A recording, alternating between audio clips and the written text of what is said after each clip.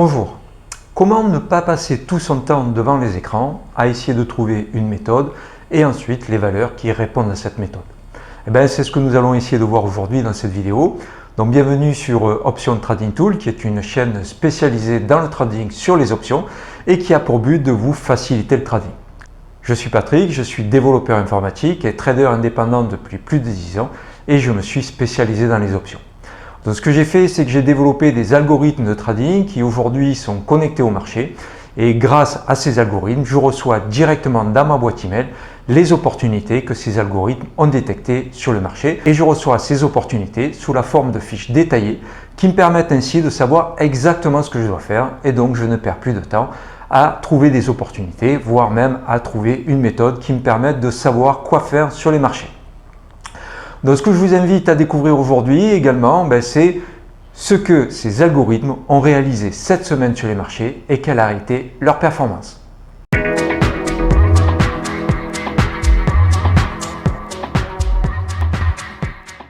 Pour le contexte général du marché, nous avons donc ouvert ici lundi et clôturé vendredi ici. On a donc connu durant toute la semaine une belle hausse que l'on peut également voir ici avec cette bougie verte de la semaine, puisque on a une quasi bougie totalement pleine, pas totalement mais en grande partie du moins. Du côté du VIX, bien que le marché est monté, il a lui également augmenté puisque nous avons ouvert donc lundi ici pour clôturer vendredi ici et qu'on peut voir au niveau de la bougie de la semaine, une bougie également en grande partie verte. Alors ça peut peut-être s'expliquer également par le niveau de support ici, puisqu'on voit que c'est un niveau sur lequel le VIX a pour habitude de rebondir, du moins sur les quelques mois qui viennent de s'écouler. Du côté des secteurs, le basic matériel, après avoir rebondi la semaine dernière, repart, semble-t-il, à la baisse. Les communications et services confirment leur hausse et continuent donc à la hausse. Pareil pour les consommateurs cyclical. Les consommateurs défensifs ont augmenté et puis sur la fin de la semaine ont commencé à latéraliser. Le secteur de l'énergie, après être fortement monté sur les semaines précédentes, retourne à la baisse, donc on reste toujours dans le range que nous avions déterminé la semaine dernière. Les financiers continuent leur hausse. Le secteur de la santé consolide sa hausse de la semaine dernière, mais reste malgré tout dans une tendance baissière. L'industrie corrige légèrement à la baisse la hausse qu'il a entrepris depuis maintenant plusieurs mois. Le real estate, toujours dans son range en haut de son marché, donc il continue à latéraliser. Les technologies, quant à elles, all-time high, puisqu'elles ont cassé leur récent plus haut. Et les utilities corrigent légèrement à la baisse pour revenir au niveau de leur moyenne mobile. Du côté de l'equity curve, nous avons clôturé 72 opérations sur la semaine qui vient de s'écouler, pour un taux de réussite de quasiment 80% et donc un retour sur investissement de plus de 25%. Et on peut voir qu'en dehors d'un début de semaine un petit peu compliqué, l'equity curve s'est ensuite monté très haussière. Du côté des statistiques, nous avons donc, comme la semaine dernière, les put credit spread qui sont en nombre ayant été clôturés les plus importants, puisqu'on est quasiment à 38% des trades. Les call debit spread sont juste derrière avec un petit peu plus de 34%, et les strangles ont quant à eux clôturé 12,5% de l'ensemble des trades. Les call debit spread sont toujours les opérations qui participent le plus au niveau des pertes, puisque cette semaine a été avec 71%, et ils participent également pour la majeure partie des gains, puisqu'ils y participent pour 64% d'entre eux. Les put credit spread, 22% des gains, et seulement 2,05% au niveau des pertes. Pour ce qui est des stratégies, à l'exception des Iron Condor Short, on peut voir que la totalité des stratégies ont fini à la hausse et donc ont gagné et ont réalisé des gains. Au niveau des secteurs, on a donc les matériels, les communications, ainsi que les santé et les industriels qui ont participé aux baisses et qui ont donc occasionné des pertes. Par contre, les autres secteurs ont tous de leur côté occasionné des gains.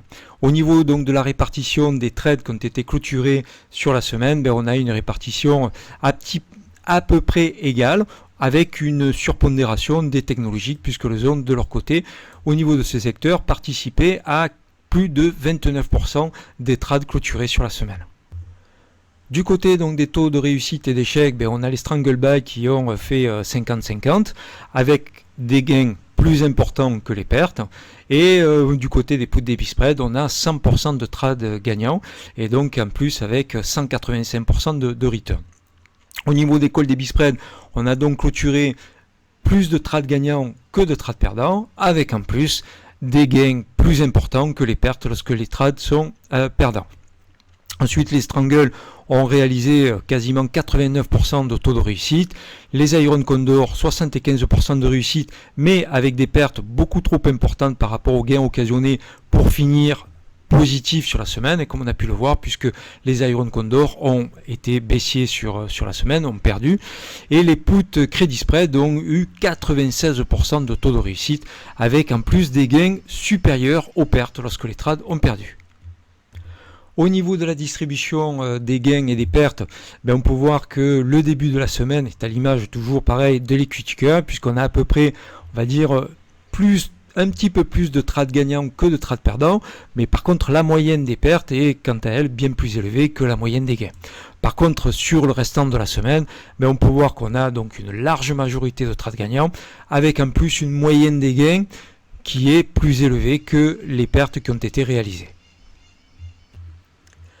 Donc pour ce qui est des informations relatives aux algorithmes, donc depuis leur mise en production, donc 4524 opérations ont été clôturées pour un taux de réussite d'un petit peu plus de 69% et un retour sur investissement de plus de 190%.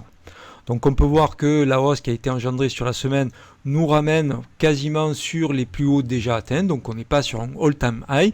On a à peu près l'équivalent de ce qui avait été atteint au plus haut sommet sur cette partie ici. Et l'equity curve est quant à elle toujours haussière.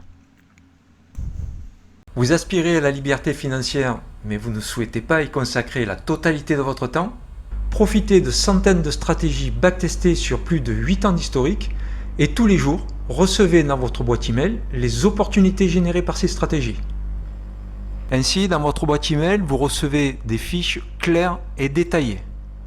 Vous savez quand, le jour où vous recevez l'opportunité, vous savez quoi, le ticker, ici NVDA, vous savez le type de stratégie que vous devez ouvrir, ici un long call debit spread, les strikes que vous devez acheter et le strike que vous devez vendre, et vous connaissez également la date d'échéance pour laquelle le trade doit être ouvert.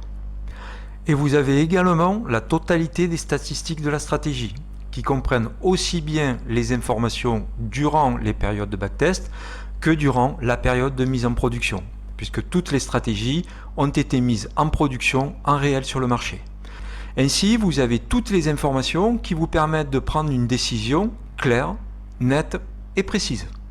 Si vous êtes intéressé, inscrivez-vous dans le lien qui est en description et bénéficiez d'un mois totalement gratuit durant lequel vous pourrez profiter pleinement de tous les outils qui sont mis à votre disposition sur la plateforme et bien sûr, vous recevrez directement dans votre boîte email toutes les opportunités du jour.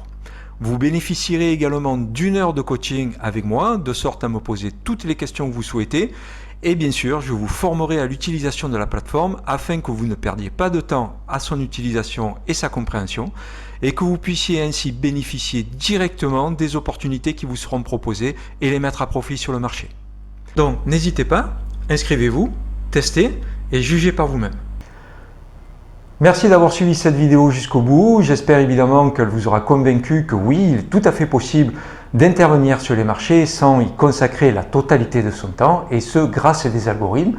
Alors certes, toutes les semaines ne sont pas nécessairement profitables, les algorithmes perdent également sur les marchés, ça va de soi, des algorithmes qui ne feraient que gagner seraient, de mon point de vue en tout cas, très largement suspects. Donc si vous avez des questions ou des commentaires, évidemment, n'hésitez pas à les laisser en commentaire, à vous abonner à la chaîne, à cliquer sur la cloche de notification afin d'être informé des nouvelles vidéos que je mettrai en ligne. Et quant à moi, je vous dis, en tout cas je l'espère, à très bientôt.